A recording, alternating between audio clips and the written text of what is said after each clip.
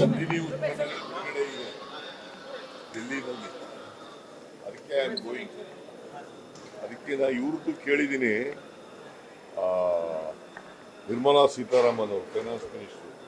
ಯಾಕಂದರೆ ನಬಾರ್ಡ್ನಿಂದ ನಮಗೆ ಈ ಸಾರಿ ಸಾಲ ಕೊಡ್ತಕ್ಕಂಥದ್ದು ಭಾಳ ಕಡಿಮೆ ಮಾಡಿಬಿಟ್ಟಿದ್ದಾರೆ.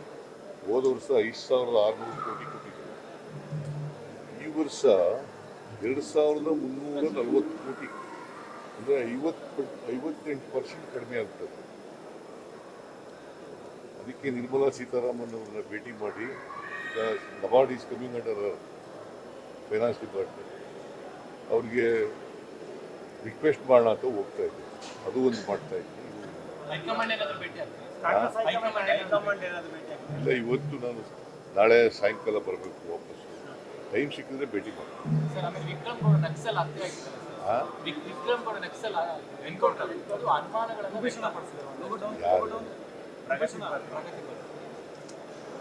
ನೋಡಿಯಪ್ಪ, there is a standing order.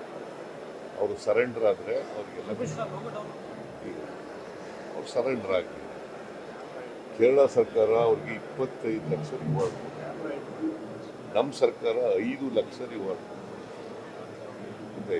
ಅವರು ಸುಮಾರು ಕೇಸ್ಗಳಲ್ಲಿ ಇದ್ದರು ಅವರು. ಸೊ ಹಂಗಾಗಿ ಅವ್ರಿಗೆ ಎನ್ಕೌಂಟ್ರ್ ಮಾಡಿದ್ದಾರೆ ಅಷ್ಟೇ. ನೀವು ಅಪ್ರಿಷಿಯೇಟ್ ಮಾಡಬೇಕಲ್ವ.